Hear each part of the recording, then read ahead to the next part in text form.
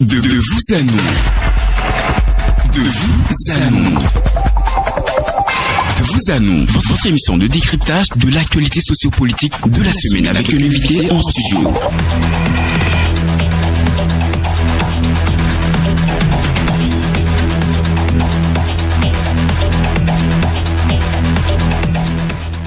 Mesdames, Messieurs, bonjour et merci de préférer Peace FM pour vous informer. C'est toujours un réel plaisir pour nous de vous savoir nombreux à l'écoute de la 99.3 émettant de Godomé PK14 derrière le service des impôts. Merci de prendre une fois de plus le rendez-vous de cette émission de tous les dimanches, devenue désormais incontournable de vous à nous. Ce dimanche 10 septembre 2023, nous recevons pour vous M. Jacques Ayadji, président du mouvement des élites engagées pour l'émancipation du Bénin, Moël Bénin, un parti politique soutenant les actions du gouvernement et qui a vu le jour à Dassa-Zoumé le 28 juillet 2018 suite à son congrès constitutif. Depuis sa création, Moël Bénin participe à l'animation de la vie politique au Bénin et c'est avec plaisir que nous recevons M. Ayadji. Bonjour M. Ayadji et merci d'avoir accepté notre invitation ce matin sur Peace FM. Bonjour Monsieur le journaliste, c'est un plaisir pour moi de fouler pour la première fois le sol du Peace FM que je connais très bien. Merci de votre invitation. Merci Président, c'est tout un bonheur, c'est tout un plaisir pour nous de vous recevoir ce matin. Allons dans le vif du sujet, la toute première interrogation. Conformément aux tests et statuts régissant votre parti politique, Moël Bénin notamment, qui a tenu les 2 et 3 septembre 2023 au Palais des Congrès de Cotonou, son premier congrès ordinaire, avec comme thème Moël Bénin résolument en marche. Un congrès qui a connu la participation des autres formations politiques. Alors, dites-nous, pourquoi avoir attendu aussi longtemps pour organiser cette rencontre qui, à vous entendre, lance un nouveau départ pour le parti? Je suis surpris par votre question parce que il semble qu'il y a une petite contradiction dans ce que vous dites. Pourquoi? Vous savez que à Moël Bénin, vous m'avez certainement entendu dire que c'est la discipline, c'est le respect des tests que nous nous sommes librement donnés. Moël Bénin a été créé en 2018, le 28 juillet plus précisément, et ces statuts prévoient que tous les 5 ans, il y a un congrès ordinaire. 2018-2023, nous sommes à 5 ans. Vous pouvez dire qu'on aurait pu tenir le congrès en juillet, mais quand on dit tous les 5 ans, ce n'est pas forcément jour pour jour ou bien date pour date. Nous pensons que nous sommes dans le délai. C'est un label pour Moël Bénin aujourd'hui sur l'échiquier politique national. Si vous estimez que nous prenons du temps pour organiser nos rendez-vous statutaires, je ne sais pas ce que vous direz des autres qui sont sur le terrain politique avec nous. Voilà. Discipline et conscience de la chose politique sont nos credos. Merci de le reconnaître dans votre question, même si vous avez semblé me titiller un peu en pensant que nous sommes en retard. D'accord, on vous le concède, vous avez parlé de discipline, nous restons collés donc à votre credo, Président Ayadji. Alors pourquoi un tel thème et quel sens revêt-il quand je reviens au thème dans mon intitulé Moël Bénin résolument en marche?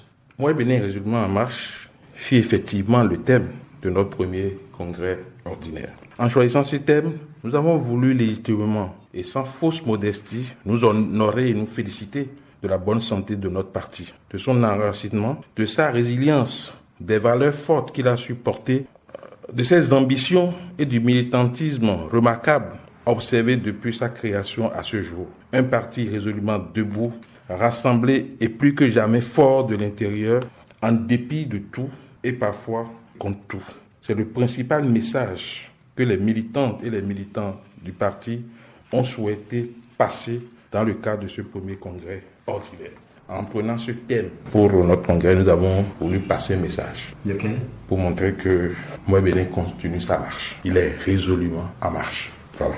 Alors, après 5 ans d'existence du parti et d'animation de la vie politique au Bénin, êtes-vous satisfait du chemin parcouru jusque-là? 5 ans de vie du parti Moël Bénin, tout un parcours, toute une histoire passionnante et formateur. Ma satisfaction est grande et je remercie les militantes et les militants convaincus qui ont bravé intimidation, chantage et autres pressions, qui ont résisté aux obstacles les plus ardus pour rester fidèles à l'idéal commun partagé depuis 2018. Je remercie nos soutiens de tous ordres qui nous ont permis de continuer notre marche, de continuer notre dynamique et de rester debout et aujourd'hui pouvoir affirmer à la face du monde que nous sommes en marche et résolument en marche. Alors, le fait de n'avoir pu obtenir des sièges à l'Assemblée nationale pour le compte de la 9e législature, n'est-il pas là le signe d'un échec cuisant qui vous amène à vous remettre en cause au sein du parti et revoir autrement votre stratégie politique pour mieux conquérir l'électorat? Ah bon? Échec cuisant, dites-vous? Oui. Connaissez-vous la mère du succès? Ce que vous appelez échec, c'est juste une nouvelle occasion pour nous de mieux faire. C'est notre compréhension et nous en tirons les leçons pour toujours mieux faire. Notre stratégie restera la nôtre et non celle des autres. Contre vents et marées, Moël Bénin avance à la grande satisfaction de ses instances dirigeantes et de ses militantes et militants, et même de ses sympathisants. À Moël Bénin, les choses se font avec élégance. À Moël Bénin, les choses se font avec élégance. Alors, à la date aujourd'hui, quelle offre politique Moël Bénin propose-t-il aujourd'hui, on va dire, à ses militants? Notre offre politique n'est pas adressée à nos militants. Qui est adressée à qui, président? Elle est adressée à tout le peuple béninois.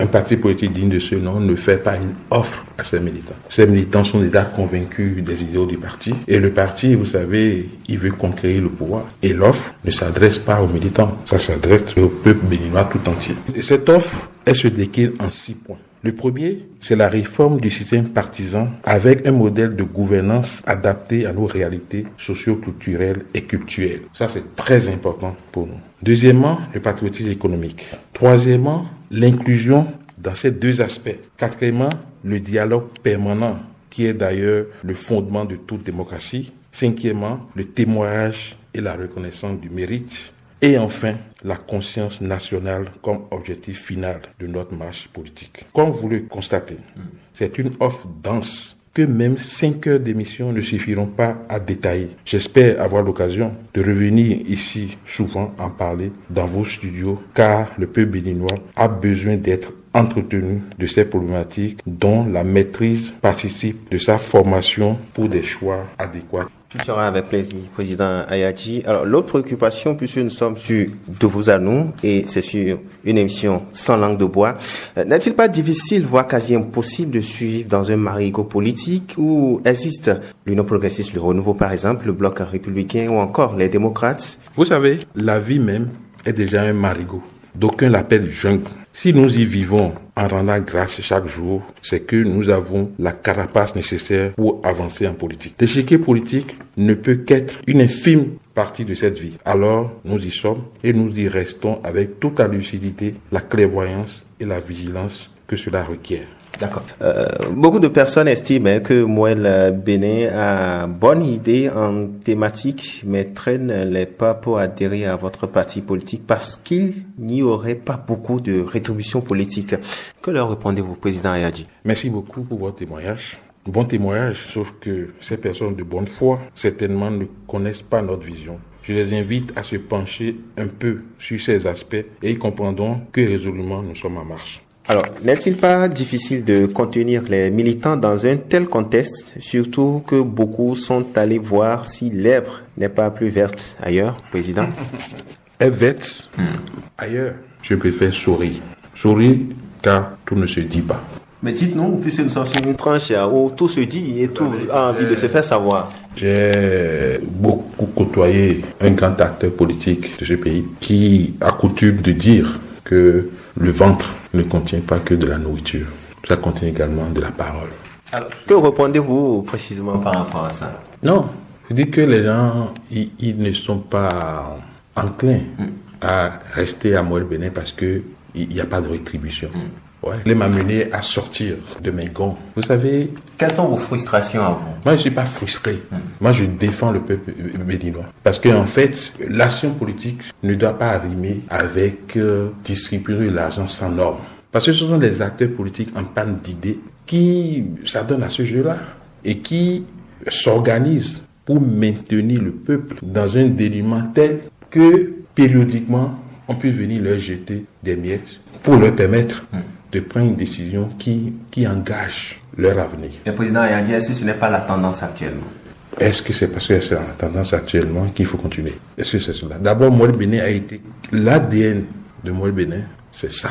Allez écouter l'hymne de Moël Bénin. On dit que la vente et l'achat de conscience en politique est un poison pour la République. Amoel Béné a vu le jour pour travailler à mettre fin à cela. Parce que le peuple qui s'adonne à cela, qui prend de l'argent pour mettre en position les acteurs politiques, sachant que une fois que les acteurs politiques seront en position, ils vont chercher à faire un retour en griffe sur investissement, c'est que le peuple même encourage ces acteurs politiques à la corruption. Donc ce peuple ne devrait pas se plaindre que les acteurs politiques dilapident les biens publics. Nous, à Amoel Béné, nous pensons que plutôt que de nous adonner à cette pratique déshonorante pour nous-mêmes, pour le peuple et pour tout le pays, il faut nourrir les populations d'idées, d'idéaux et d'idéologies pour travailler à leur transformation, pour que ce peuple puisse travailler de lui-même pour accéder à cet argent, pour pouvoir en être fier et surtout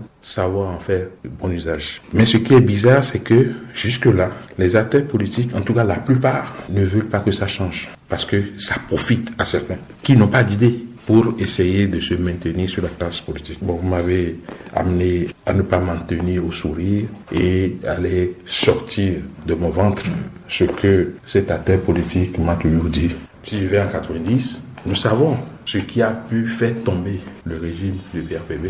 Mais quand nos compatriotes qui étaient en exil et ailleurs, qui ont fui le combat, sont venus animer la conférence nationale et par les forces des choses, ils ont pris le pouvoir. Pensez-vous qu'ils ont tenu compte de l'environnement qui a généré la conférence nationale? Pensez-vous qu'ils ont tenu compte de l'environnement qui a généré le renouveau démocratique dans d'autres pays? Moi, la réponse est non. La réponse est non parce que le président Kérékou, paix à son âme, nous lui avons accordé l'amnistie, d'accord? Qu'avons-nous fait aux victimes de la période révolutionnaire? Mais si on donne l'amnistie au président Kérékou pour, je suppose, et c'est d'ailleurs le cas, pour lui estorquer l'acceptation des décisions de la conférence nationale, pour lui estorquer la mise en œuvre des décisions de la conférence nationale, qu'est-ce qu'on a fait des victimes? Les a-t-on indemnisés jusqu'à aujourd'hui? C'est de ça que je parle. Lorsque nous passons en 96, Soglo est élu président de la République de 91 à 96, et là j'ai encore un commentaire. Quel est l'environnement qui a généré les élections présidentielles de 91? On peut dire, si on ne veut pas aller plus loin, on peut dire que c'est la conférence nationale et les arrêts, les décisions de cette conférence nationale qui ont conduit à l'adoption de la constitution du 11 février 90 et des premières élections présidentielles de 1991. Qu'avons-nous dit, qu'avons-nous retenu à la conférence nationale? Que les autorités de la transition soient des personnalités qui n'aient pas d'ambition pour candidater pour les élections présidentielles de 1991. Ça a fait que certaines personnalités, comme le président Ngouidji, comme le professeur Albert Tevoe-Diré, paix à son âme, comme le Joseph Adillon Keke, comme d'autres, voulant être candidats aux élections de 1991, ont renoncé au poste de Premier ministre. Mais lorsque le président Soglo a un peu pris l'engagement de prendre ce poste, c'est-à-dire il a pris l'engagement de ne pas candidater pour 1991, qu'est-ce qu'il avait par la suite? Normalement, ni Kérékou, ni le président Soglo ne devaient être candidats aux élections présidentielles de 1991. Est-ce que ce n'est pas par la force des choses qui se sont retrouvés dans cette posture à l'époque? C'est pas ce que vous appelez la force des choses. Il y a le respect de la part donnée. J'entends les gens dire aujourd'hui, bon, tel ne respecte pas, mais il faut qu'ils se regardent dans la glace pour voir ce que ils ont incarné eux-mêmes à un moment donné. À la conférence, moi, j'étais pas enfant, moi, j'étais déjà à l'université.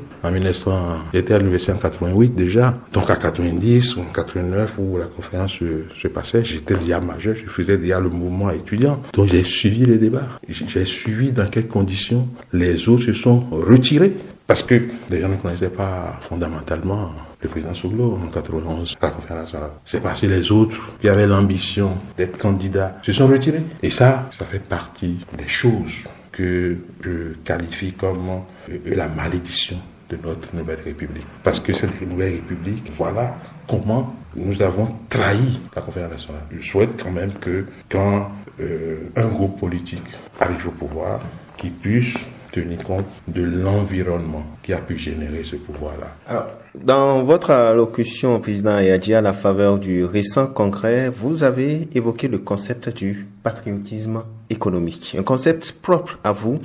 Et puis, l'inclusion qui est d'ailleurs le thème de votre projet de législature pour les élections législatives de janvier dernier. Dites-nous un peu plus. Bon, vous savez, nous avons créé Moël Bénin pour dire non à l'achat et surtout à la vente des consciences. Qui vend les consciences? C'est le peuple à la base. Est-ce que ce n'est pas vous, les politiques? Non, les politiques, en manque d'idées, eux, ils vont sur le marché acheter les consciences. Mais c'est le peuple qui vend ces consciences-là. Et pourquoi ce peuple vend les consciences?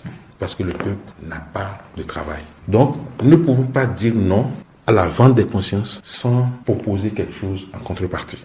Sinon, nous allons faire du leurre. Donc, qu'est-ce que nous avons proposé au peuple pour lui permettre de renoncer volontairement à vendre sa conscience? Nous avons proposé de mettre le peuple au travail. Pour mettre le peuple au travail, nous avons élaboré le concept du patriotisme économique qui consiste à produire ce que nous consommons et consommons ce que nous produisons pour avoir deux résultats. Lesquels? Le premier résultat, c'est de mettre le peuple au travail. Parce que pour produire, il faut la force de production. La force de production, c'est les populations, c'est le peuple. Donc le peuple va travailler. Et s'il travaille, eh bien, il aura des revenus pour satisfaire ses besoins. Et dans ces conditions-là, aucun acteur politique ne viendra leur dire de laisser leurs activités. Si nous mettons en place un tel système et que chacun de nous arrive à travailler pour avoir un revenu minimum, personne ne s'adonnera à cela. Dans ce patriotisme économique, son premier volet, c'est de mettre la jeunesse au travail pour lui permettre de sortir de la, comment on appelle, précarité. La précarité, tout ça là, pour essayer de pouvoir faire face à ses besoins fondamentaux et aux besoins de sa famille. Deuxième chose, ça permet d'enrichir notre pays. Parce que lorsque vous produisez localement, c'est que vous créez de la valeur. Si vous créez de la valeur ajoutée, une bonne partie rentre dans les caisses de l'État. Donc, deuxième chose, le patriotisme économique permet d'enrichir le pays pour lui permettre de faire quoi? Pour lui permettre d'autofinancer son développement. Parce que si vous n'avez pas les moyens de financer votre propre développement, vous êtes obligé donc d'aller, etc., etc. Vous comprenez ce que je dis? Donc voilà un peu le concept du patriotisme économique. Maintenant, venons-en, comme on appelle, vous avez parlé de l'inclusion. Absolument. Alors, ce fut le thème de notre projet de législature pour les élections législatives de janvier 2023. Osons l'inclusion. Pour un Bénin inclusif a été en effet notre offre de législature qui a emporté, parce que le peuple n'a pas encore compris, qui a emporté quand même un peu moins de 57 000 voix, soit 2,3% d'électorat. Et c'est le moment pour moi de remercier tout ce beau monde qui, malgré tout, a quand même porté son choix sur Moël Bénin. Cette offre avait deux volets. Il y a l'inclusion politique et l'inclusion sociale. L'inclusion politique n'est rien d'autre qu'une nouvelle façon de penser la société, le vivre ensemble. S'il y a une évidence qu'elle caractérise les rapports entre les individus ou les groupes d'individus avec des systèmes sociaux, elle n'a de chance de réussir que lorsqu'elle permet au système de puiser ces informations de l'environnement qui les ont générées. Dans l'inclusion sociale, il s'agit essentiellement de la prise en compte de toutes les catégories sociales de notre pays, notamment les femmes et les personnes en situation de handicap. La réforme du gouvernement de la rupture, qui oblige chaque parti politique à présenter une liste de 24 candidatures exclusivement féminines, a permis d'avoir aujourd'hui une présence minimale de 24 femmes à l'Assemblée nationale. Nous en avons plus, mais la loi oblige qu'il y ait cette présence minimale de 24 femmes, soit 22% de l'effectif de la représentation nationale. C'est une avancée notable et Moël Bénin n'est pas en marge de cette dynamique. Les organisations internationales ainsi que celles de la société civile qui accompagnent les partis politiques au Bénin ont témoigné des efforts faits par notre parti politique pour l'émergence des femmes dans le jeu politique. En ce qui concerne les personnes en situation de handicap, notre parti a fait un pas de géant qui conforte aujourd'hui la réforme du gouvernement de la rupture en la matière. Alors, cette émission se poursuit. Une autre préoccupation, d'aucuns estiment, Président Ayadji, que vous gagnerez mieux en vous fusionnant à l'un des grands deux blocs soutenant les actions du gouvernement, à savoir le bloc républicain et l'Union progressiste, le Renouveau, plutôt que de faire cavalier seul sans résultat probant. Que leur répondez-vous? D'abord, ces personnes ne sont pas, ils ne peuvent pas mieux que nous savoir la posture que nous devons avoir. Je voudrais simplement leur répondre par le thème central de notre premier congrès ordinaire que vous avez suivi. Nous sommes en marche et résolument en marche. Est-ce que cette éventualité fait l'objet de réflexion ou de discussion à Moël Bénin ou ce n'est carrément pas l'ordre du jour? Pour le moment, Moël Bénin est en marche et résolument en marche. On n'a pas encore le temps de penser à autre chose. En dehors de la cérémonie d'ouverture de votre congrès ordinaire à laquelle ont été conviés tous les responsables des partis politiques actifs sur la scène nationale, il a été prévu une conférence inaugurale dont le thème est, je cite, « La réforme du système partisan en marche », animée par le politologue Mathias Ongbe. Alors, personnellement, quel bilan faites-vous aujourd'hui de cette réforme? D'abord, pour faire 1000 pas, il faut commencer par faire le premier, le deuxième, le troisième, etc. Pour nous, à Moël-Bénin, la réforme du système partisan fait son chemin. Elle est en marche avec ses succès et ses imperfections, comme toute œuvre humaine, ce que je peux dire. Ce qui est sûr, la réforme du système partisan a réglé certains problèmes aujourd'hui. Le problème du nombre de partis politiques. Aujourd'hui, nous avons peut-être un peu plus d'une dizaine. C'est déjà un grand pas. Le reste, les imperfections que nous avons, les écueils qui demeurent, trouveront solution. Donc, on avait pensé que pour Moël-Bénin, tout baigne dans l'eau, dans la réforme, mais non, nous avons voulu faire une photographie à la date d'aujourd'hui de la réforme. Qu'est-ce qui a marché, qu'est-ce qui est parfait, qu'est-ce qui reste à parfaire. Et la conclusion, c'est que cette réforme est en marche avec ses succès et ses imperfections comme toute humaine. Puisque vous parlez des autres aspects à parfaire, qu'est-ce qui doit être corrigé dans cette réforme? D'abord, ça peut ne pas être exhaustif, et comme je l'ai dit le samedi dernier lors du congrès, ce que je dis ce matin avec vous, c'est ma vérité, c'est la vérité de Moël-Bénin. Ça peut ne pas être la vérité, parce que pour Moël-Bénin, la vérité, c'est la synthèse de toutes les vérités des différentes composantes de notre pays, dont nous n'avons pas la science infuse. Pour le moment, nous, à notre niveau, nous avons pensé qu'il y a 3 faiblesses au niveau de cette réforme. D'abord, le fait que l'idéologie soit encore légalement facultative. Ce n'est pas bien. On devrait l'imposer? On devait quand même imposer une idéologie aux partis politiques, et vous allez voir que ça va contribuer à la classification de la classe politique. Dès qu'on dit que chaque parti doit avoir une idéologie, parce que c'est comme la moelle épinière du parti politique. C'est comme l'ADN. Un parti sans idéologie, sans idéaux, sans idéal, ça sert à quoi? Quelle transformation ce parti veut faire du peuple? Donc nous avons l'absence de l'idéologie dans les partis politiques. Nous avons aussi noté dans la charte et dans tout le droit positif lié à cette réforme qu'il n'y a aucune mesure pour décourager la transhumance politique. Si bien que nous continuons toujours pas à avoir des démissions tous azimuts, ces sauts répétitifs d'un parti politique à l'autre, normalement c'est des choses qu'on devait finir avec la réforme du système partisan. Et pour finir, il y a la répartition inéquitable du financement public des partis politiques. Pour Moël-Bénin, quand la loi fait des exigences aux partis politiques légalement constitués, à savoir la disposition et l'animation du siège dans tous les départements, l'animation de la vie politique et tout, l'État doit pouvoir appuyer tous les partis politiques qui ont pu passer la maille, n'est-ce pas, de l'existence légale. C'est pas le cas aujourd'hui, mais ça peut arriver. Pour Moël-Bénin, c'est que la cagnotte là pourrait être répartie. On peut prendre une cagnotte commune, peut-être 60% de la cagnotte totale, pour répartir équitablement à tous les partis politiques légalement reconnus. Et puis les 40% supplémentaires peuvent être des bonus aux partis politiques qui ont pu lever des élus. Donc il y a ce problème de la répartition inéquitable du financement public des partis politiques. Donc des aspects à revoir selon Moël-Bénin. Alors il est aisé de remarquer, M. Jacques Ayadji, que vous vous montrez préoccupé par l'influence de l'argent dans la vie politique au Bénin. On a pu entendre, par exemple, lors du congrès, que vous avez dit que la politique doit cesser d'être dans notre pays ce jeu flou et dangereux qui fait peur, pour arborer sa vraie définition qui est la gestion de la cité conformément à des valeurs idéologiques, à des convictions affirmées, à des responsabilités assumées. De vous à moi, pensez-vous qu'au Bénin, l'on peut réellement faire la politique sans l'influence de l'argent? Merci de me ressortir ma citation.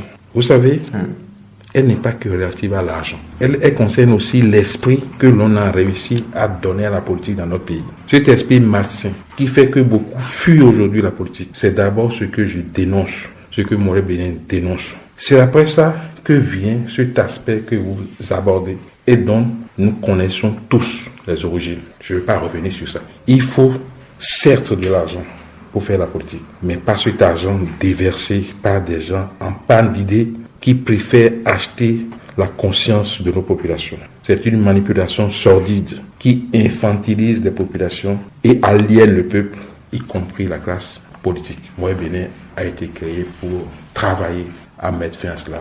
Non, on ne peut pas faire la politique sans l'influence de l'argent. D'accord ? Il faut de l'argent pour faire de la politique, mais l'argent qu'il faut, c'est l'argent de la formation des militants. C'est l'argent des meetings, de la mobilisation et autres, mais ce n'est pas de l'argent à distribuer comme nous le faisons, sans scrupule aujourd'hui dans le pays. Avant, les populations arrivaient à prendre l'argent et à ne pas systématiquement exécuter le contrat, mais ces hommes politiques ont pu pousser leur ingéniosité. Aujourd'hui, ce qui se passe sur le terrain, c'est que si c'est 10 000 francs qu'on veut donner et comment on appelle à quelqu'un qu'on a affamé sur 5 ans ou bien sur 4 ans, si c'est 10 000 francs qu'on veut lui jeter, on lui donne d'abord 4 000. On lui dit, bon voilà, tu vas dans l'urne, tu votes, tu photographies sur ton portable et tu viens nous montrer pour prendre les 6 000. Et les gens prennent l'heure de la prise, enfin du bulletin unique là, comme preuve de ça. Ce n'est pas bon. Moyen Bénin ne va pas se décourager. Moyen Bénin va travailler jusqu'à contribuer à faire une transformation. Il y a une différence entre un élu et une élite. Une élite n'abdique pas parce que tout le monde autour de lui est en train de dire ce qui n'est pas vrai. Mais un élu peut le faire. Un élu qui a besoin de suffrage, il se conforme à ce que les gens veulent pour pouvoir avoir son résultat. J'ai entendu en 2006 un ami, homme politique très proche de moi, affirmer à la face du monde que si le peuple se trompe, il faut se tromper avec lui. Ce n'est pas la posture qu'une élite peut avoir. Mais est-ce que ce n'est pas le jeu politique ? Dire que quand le peuple se trompe, il faut se tromper avec lui, non. Une élite, ça conduit le peuple, ça forme le peuple, ça prend date au niveau du peuple. Vous avez vu Galilée dans l'Antiquité, lorsque on discutait du mouvement corrélatif entre le soleil et la terre, il était seul à être dans le vrai. Mais tout le monde autour de lui disait le contraire. Mais lui, il était une véritable élite. Il est resté ferme sur sa position. Et au bout du fusil, il ne faisait que déclarer. Et pourtant, elle retourne. Donc, Moyen Bénin ne va pas rebrousser chemin face aux difficultés. Vous êtes engagé. Parce que nous estimons que c'est le rôle de l'élite de travailler. Le peuple peut ne pas comprendre, mais il peut comprendre après. Lorsque vous dites au peuple, ne faites pas ça, si le peuple le fait et trouve des conséquences après, il va dire au moins, ah, il m'avait prévenu. C'est pas parce que tout le monde vole dans une société qu'il faut voler. Mais on entend souvent les acteurs politiques vous dire que vous allez dans une société où tout le monde marche sur la tête, il faut également marcher sur la tête. Non. Ça, ce n'est pas le rôle des élites. Revenons sur ce que vous dénonciez dans vos propos. N'êtes-vous pas aussi coupable et complice de ce que vous dénoncez aujourd'hui, Jacques Ayali? Ah bon? Est-ce que vous n'êtes pas comptable de la situation en tant qu'homme politique? Coupable. Mais j'espère que vous ne vous trompez pas de personne. Bien sûr. Celui que vous avez en face de vous, il s'appelle Jacques Ayali. Je me garde de pouffer de rire. Bref, chacun a certainement une responsabilité dans tout ce qui arrive. Et la mienne, ou celle de Moël, devait être si infime qu'elle est à peine visible. Car nous disons les choses avec sincérité et proposition de solution. Nous ne sommes donc coupables de rien. Autrement, tout est rose à votre niveau, à vous entendre parler, président Ayali. Non, j'ai bien dit, si vous m'avez bien suivi.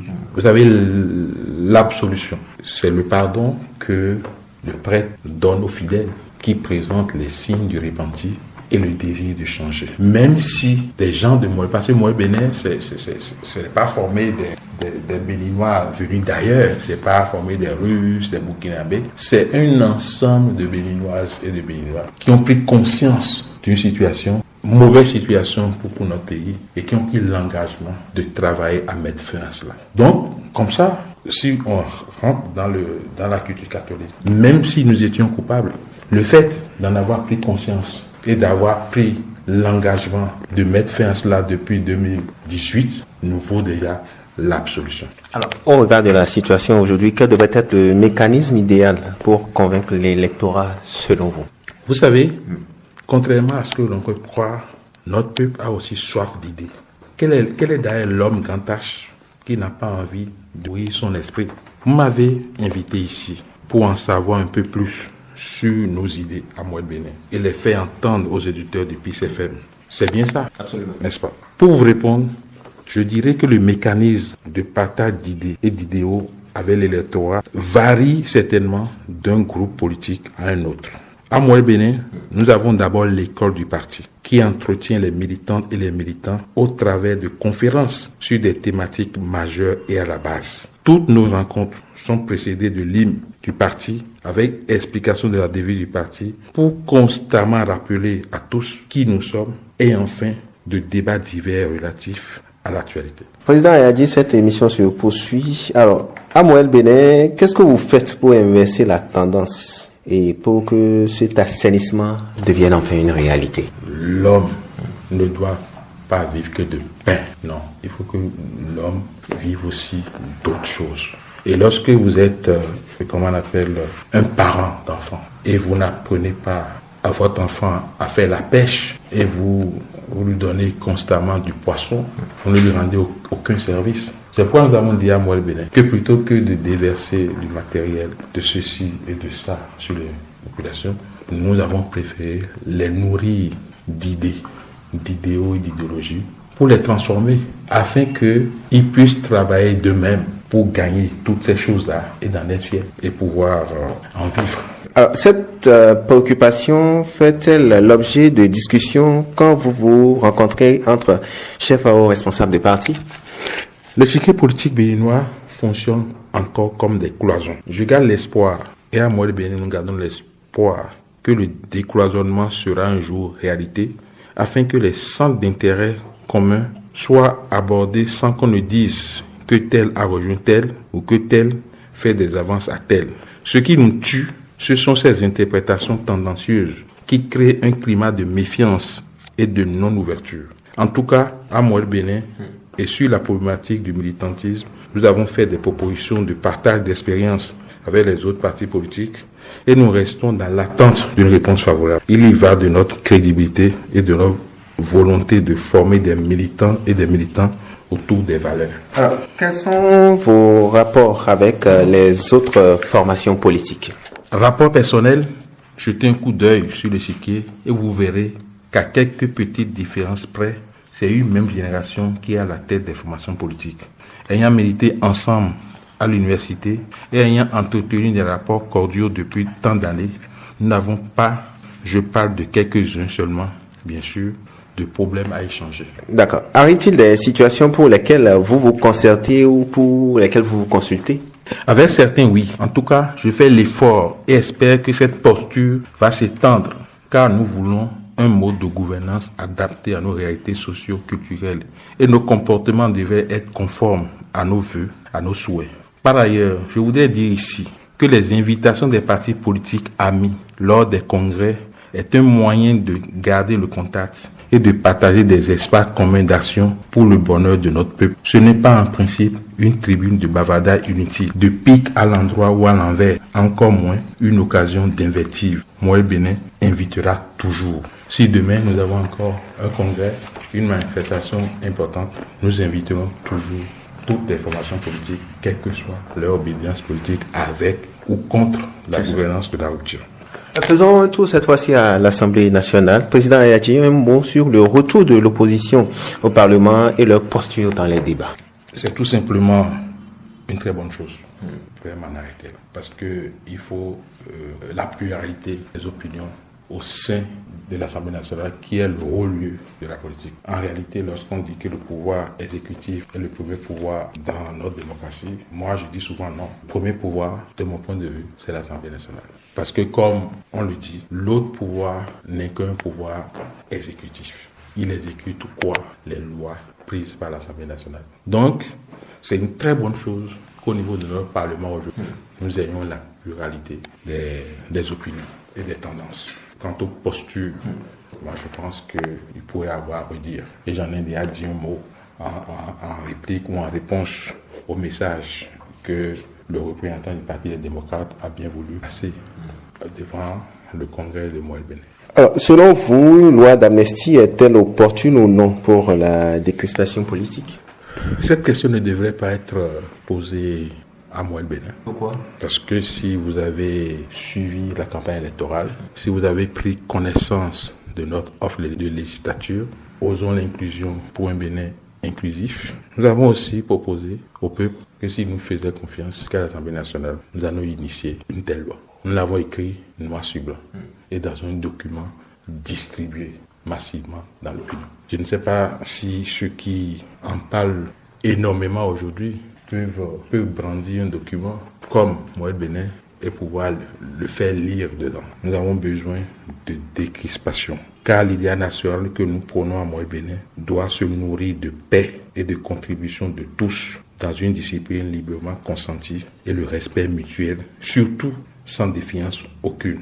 La paix est un comportement à 10 feux ou feu boyau. Parlons à présent de votre appréciation sur les transformations économiques opérées depuis l'avènement du régime Talon. Qu'est-ce qui change selon vous et quels sont les secteurs qui impactent le plus selon vous en tant que président de parti? Aucun secteur n'a été épargné. Et ce serait fastidieux pour moi d'essayer l'exercice d'énumération ici. En quelques mots, je peux dire que le président Talon a démystifié beaucoup de choses, notamment celles qui étaient de l'ordre de l'impossible jusqu'en 2016. Le choix des chefs de département, la réforme de l'état civil, la dématérialisation dans presque tous les domaines, à savoir le casier judiciaire, les fiches de paie des fonctionnaires, les paiements des factures d'électricité et d'eau, paiement des impôts, etc. Avec le président Talon, nous avons compris qu'il est possible d'avoir une idée de projet d'infrastructure routière et d'avancer dans le cycle de projet jusqu'à l'étape d'achèvement des travaux dans un délai de moins de 5 ans, etc. Selon vous, quelle est la plus grande réussite du président Patrice Talon depuis 2016, président Ayadji? La dématérialisation seulement. La dématérialisation. La facilité que ça confère au Béninois lambda est inestimable. Vous ne voulez pas aujourd'hui votre casier judiciaire, vous n'avez plus besoin. Non seulement aller au tribunal, mais si vous êtes né à Natengo, vous êtes à Cotonou, vous avez bien de vous déplacer par un Natengo, avec tout ce que ça comporte de risques. Si vous avez besoin de plusieurs exemplaires de ces casiers judiciaires, vous êtes obligé de payer autant de fois à l'époque pour ça. Aujourd'hui, vous faites votre truc en ligne, on vous l'envoie et vous pouvez l'imprimer en autant d'exemplaires que vous voulez. Le paiement des factures d'électricité depuis votre maison, même si vous êtes à l'extérieur, même pour les casiers judiciaires, nos compatriotes qui sont à l'extérieur, qui en ont besoin, n'ont même pas besoin de venir au Bénin, ils restent là où ils sont. Donc moi, le coup de chapeau, mon coup de cœur au président Talon, au-delà de tout ce que nous avons comme infrastructure et autres, c'est la dématérialisation. Si je vais citer autre chose, je vais parler de la qualité des infrastructures. Moi, je suis dans un secteur et je sais ce que nous faisions avant sous le dictat des barrières de fonds. Parce que si je dis ce que nous faisions avant, ça peut laisser croire que nos prédécesseurs n'étaient pas bons. Non, il y avait des dictats de barrières de fonds qui imposaient certains niveaux de réalisation. Le président Talon est venu mettre fin à tout ça. Aujourd'hui, pour le président Talon, si on est pauvre, il faut faire des choses durables. Il n'y a plus au Bénin, en tout cas depuis 2016, ce que nous appelons l'enduit superficiel sur nos routes. Le président ne veut même pas en entendre parler. Alors, quels sont les autres leviers de développement que l'exécutif doit actionner pour faire rayonner davantage le Bénin? Je ne le dirai jamais assez. C'est travailler sur l'homme grand H pour le nourrir d'idées, d'idéaux et d'idéologies, pour le transformer et lui permettre de travailler pour accéder honnêtement au matériel et à l'argent dont il sera fier et surtout saura faire bon usage. Former l'homme au patriotisme pour créer en lui le sentiment et le mental du Benin First, ou Bénin d'abord, pour paraphraser l'American First aux États-Unis. Parce que le problème du Bénin aujourd'hui, le problème des Béninois, c'est parce que nous ne sommes pas formatés au patriotisme et à la nation. On est guidé par les intérêts personnels, c'est ça? Oui, nous n'avons pas reçu cette formation. Les repères que les dirigeants, les élites, la classe politique donnent aux populations, c'est le moi d'abord, le Bénin après. Ce n'est pas bon. Que ce soit le Bénin avant tout. Le Bénin doit être notre alpha. Le parti de la Révolution populaire du Bénin avait gagné partiellement ce pari. Tu disais que quand on était enfant, un peu plus jeune, c'était quelque chose que nous avons balayé en 90, 117, pour créer une société où c'est l'argent qui est le maître. Un mot sur la suscitation des candidatures, ça et là. C'est une habitude de notre démocratie. depuis la conférence nationale. Je ne vais pas rappeler des épisodes. Nous avons vu des ministres qui ont fait tout le tour du Bénin pour susciter des candidatures. Personnellement, je souhaite que cette habitude respecte une certaine discipline. Mais là encore, c'est un chantier sur lequel il va falloir encore travailler. C'est un devoir de la classe politique. Vous reprochez certainement des choses à la façon dont les candidatures se suscitent aujourd'hui? Oui, parce que on ne peut pas être dans une réforme du système partisan et applaudir cela. Mais pensez que, on a dit tout à l'heure que la réforme fait sa marche avec ses succès et ses imperfections. Donc, c'est peut-être de l'ordre des imperfections. Mais ce que je dis à travers ma réponse, c'est que c'est un peu comme congénital. Depuis le renouveau démocratique, ça se fait de façon cyclique. Mais il faut que, vraiment, ça se fasse un peu avec la discipline. Abordons un autre aspect sur cette émission. Le premier responsable d'une formation politique, en l'occurrence le président Joseph Djobouénou, a fustigé récemment la suscitation de candidatures précoces observées ces derniers jours à travers le pays. Êtes-vous de son avis? Je viens de vous dire que c'est une constante dans notre modèle politique. Je vous l'ai dit tantôt, c'est un chantier qui mérite réflexion. Pour le moment, je propose de la discipline pour ne pas mettre à mal la cohésion des formations politiques. Ceci dit, chacun a son approche et les différences de vue participent à la vivacité et à la vitalité de la démocratie. Sur ce point précis, on ne saurait emboucher la même trompette, même si nous appartenons tous à une même classe politique. Même chapelle politique. Moël Bénin ne voit pas d'un mauvais œil ces militants participer ou être acteurs de telle ou telle manifestation. Une telle posture ne met-elle pas à mal la discipline du groupe? Vous serez surpris par la réponse. Allez-y. Mais je dis pour le moment, pas du tout. Si je me réfère à la décision du Bureau politique national en la matière, en sa session du 31 juillet 2023. En effet, à cette session, le BPN a tracé la ligne de discipline en la matière, à savoir que les suscitations de candidatures ne sont pas interdites aux militantes et militants de Moël Bénin, sous réserve que la candidature suscitée soit dans le camp de la mouvance présidentielle et que les intéressés rejoignent les rangs lorsque le parti aura fait son choix définitif auquel tout le monde doit s'aligner. Qu'est-ce que vous pensez de certains qui disent même que c'est de l'indécision qui pourrait fragiliser le parti? Ce n'est pas mon avis et non plus celui du Bureau politique national. Ce qui est évident, c'est que 2026 est si loin. Puisse le créateur de toutes choses nous donner une bonne santé jusqu'à cette échéance. Ce qui est sûr, Moël Bénin sera présent et battra campagne dans les normes et les règles de l'art. Puisque vous parlez de 2026 qui ne sera plus loin, serez-vous candidat pour 2026? Sinon, quel candidat Moël Bénin compte-t-il soutenir? Moël Bénin est dans une majorité ou dans une mouvance présidentielle. Moël Bénin est dans un camp politique qui est un camp dont le leader charismatique s'appelle Patrice Talon. Donc le candidat de la mouvance présidentielle à laquelle Moël Bénin appartient sera choisi sous la direction du président Patrice Talon. Et à ce niveau, le maître mot reste, selon moi, la confiance, car c'est elle qui va garantir la poursuite de tout ce qui est enclenché. Je fais confiance au président Patrice Talon. Quels sont pour vous, président Yadji, les critères que le successeur du président Patrice Talon doit remplir? Pas forcément le successeur du président Patrice Talon. Pour moi, les présidents de notre pays doivent avoir deux qualités. Lesquelles? Ils doivent être travailleurs, ils doivent être unificateurs. Parce que nous sommes à un niveau de développement de notre pays qui ne nous donne pas, comment on appelle, la liberté de disperser nos énergies. Il faut fédérer toutes les énergies pour que tout le monde participe aux tâches de développement de notre pays. Donc, je dis unificateur et travailleur. Nous n'avons plus beaucoup de temps, nous sommes pratiquement à la fin, mais deux petites questions avant de conclure cette émission. Que répondez-vous à un de vos compatriotes du nom de Rémi Yambakbo, qui a dénoncé vos propos concernant la posture des démocrates sur la question de la libération de Madougouya Ivo, de même que le retour au pays des exilés?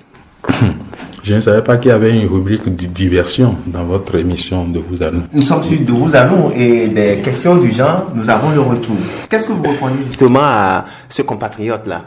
N'est-ce pas mieux de continuer notre débat? Nous sommes sur de Vous à nous. De toutes les façons, je ne pense pas être venu ici pour donner des réponses à des réactions, fussent-elles des animateurs des réseaux sociaux. Je crois que si l'on doit se donner à ce jeu, on n'en finira pas. Je me suis adressé en ce qui me concerne à un parti politique et le fond de ma pensée que j'ai déjà évoqué dans l'une de vos questions est la décrispation de la situation politique et cela passe par le dialogue, le vote d'une loi d'amnistie, le tout avec méthode, réalisme et respect des uns et des autres. Je ne dirai pas plus. Vous voyez, même les pays développés, lorsque les gens prennent leur tâche, je suppose même qu'ils ont raison ce qu'ils disent là. Ces pays rentrent en négociation. Ils vont jusqu'à donner des rançons pour pouvoir avoir gain de cause avant de montrer leurs griffes. Mais je constate ici que ces amis, ces frères du Parti des démocrates sont un peu dans l'incohérence. Selon vous? Selon moi. Parce que lorsque vous évoquez le mot amnistie, c'est que vous reconnaissez ipso facto que les gens sont en faute. Parce qu'on n'amnistie que les gens qui ont commis des fautes et qui ont été condamnés. D'accord? Donc, si vous reconnaissez ça et vous voulez quelque chose, vous devez avoir la posture qu'il faut pour le faire. Mais je n'ai pas l'impression que c'est le cas. De toute façon, le président de la République a montré toute sa volonté d'évoluer sur ce dossier afin de décrisper la vie politique. Quand on veut s'inviter sur le champ public, comme c'est le cas là, il faut se cultiver, d'accord? Il faut avoir une méthode de réaction. J'aurais été dans la même situation que j'aurais cherché par tous les moyens à savoir dans quel contexte certains propos ont été tenus. Celui qui a parlé, a-t-il suivi les propos du représentant du Parti des démocrates, propos auxquels moi j'ai donné cette réponse-là? Les a-t-il suivis? On va s'en arrêter là. On n'allons pas trop épiloguer là-dessus. Que pensez-vous, la toute dernière préoccupation d'ailleurs, que pensez-vous du modèle démocratique béninois? Vous me posez exprès des questions dont vous connaissez la réponse, parce que nous sommes toujours là à dire que le modèle démocratique que nous avons importé sans discernement de là où, vous savez, ne nous sied pas. Et que le modèle démocratique béninois a fait du chemin. Et les soubresauts sont un signe d'essoufflement qui mérite l'attention de la classe politique, des filles et des fils de ce pays. Voilà pourquoi nous n'avons de cesse de proposer des assises nationales depuis 2011 sur le sujet. C'est pas aujourd'hui que nous proposons. Depuis 2011, disons ça. Allons nous asseoir pour faire le point de ce mode de gouvernance que nous avons adopté depuis 1991 parce que il est essoufflé. S'il est essoufflé, il faut s'asseoir et réfléchir pour inventer une chose à la fois. J'espère que vous allez me donner d'autres occasions. Ce sera avec plaisir. Parce que là, nous avons copié des choses. On parle de ceci, du pouvoir au peuple, par le peuple et pour le peuple. C'est bien. Mais comment le peuple agit? Comment le peuple intervient dans cette dynamique de démocratie qui est le pouvoir au peuple, par le peuple? Le peuple intervient par son vote. D'accord? Est-ce que le peuple vote consciemment? Non. Et lorsque cette base est faussée, tout ce que nous avons construit après, c'est un château sur un tas de sable. Alors, Président Ayadji, avant de conclure cette émission, vous bénéficiez de nouveau de la confiance de vos militants. Vous avez été reconduit pour un mandat de 5 ans au terme de votre congrès passé. Motif de satisfaction pour le chemin parcouru jusque-là? Vous savez, la sémantique m'importe beaucoup. Vous venez de dire que j'ai bénéficié de la confiance de mes militants. Non, j'ai bénéficié de la confiance des militantes et des militants de Moël Bénin. D'accord. Jacques Ayadji n'a pas de militant. Jacques Ayadji est un militant de Moël Bénin au même titre que tous les autres. Donc, j'ai bénéficié en effet de cette confiance-là et c'est le moment pour moi de remercier les congressistes pour cette confiance renouvelée. Je voudrais saisir cette occasion pour réitérer mon engagement dans mon allocution après élection, pour leur dire que je me battrai de toutes mes forces pour me rendre digne de cette confiance renouvelée. Et partout où je passerai, je n'aurai comme boussole que les intérêts du parti Moël Bénin, surtout son enracinement dans le pays, pour que la parole prophétique du président Patrice Talon en février 2021 au Bénin, Royal Hotel, soit réalisée afin que Moël Bénin grandisse et envahisse tout le pays. Je ne peux pas finir sur cette question sans réitérer mes sincères félicitations au comité d'organisation, du président jusqu'au dernier membre, au comité intellectuel, du président jusqu'au dernier membre, à la direction de l'information et de la communication, à la direction de la production audiovisuelle, au secrétaire général, à toutes les personnes de bonne volonté, qui n'ont ménagé aucun effort pour faire de ce rendez-vous statutaire un succès éclatant. Je n'oublie pas nos soutiens de tous ordres qui la mettent à la poche pour nous permettre de réussir ce challenge-là. Merci beaucoup. Quel sera votre mot de fin pour conclure cet entretien, président Jacques Ayadji? Je suis très heureux de votre radio. C'est un plaisir. Parce que c'est une radio animée par un personnel relativement jeune. Je vous félicite pour la qualité de vos émissions. Merci. Bon vent à vous et j'espère que, comme moi le Bénin, vous allez travailler au renouvellement du personnel médiatique dans notre pays, comme nous avons l'ambition de travailler au renouvellement du personnel politique au Bénin. Je vous remercie. Merci à vous, président Jacques Ayadji. Ce sera tout, auditeur auditrice de la 99.3 PIS FM pour ce numéro de votre émission de décryptage de l'actualité sociopolitique de vos annonces. Pendant plus d'une heure, notre invité du jour, M. Jacques Ayadji, président du parti du mouvement des élites engagées pour l'émancipation du Bénin, Moël Bénin, s'est prononcé sur plusieurs sujets d'actualité, notamment la vie du parti qu'il dirige. Merci à tous de nous avoir suivis. C'est Médard Holo qui a assuré la mise en onde de cette émission. À ce micro pour l'animation, Aziz Adam Soulé, j'ai été assisté de Sandrine Capot. Nous vous donnons rendez-vous dimanche pour un autre numéro. D'ici là, portez-vous bien et à très bientôt.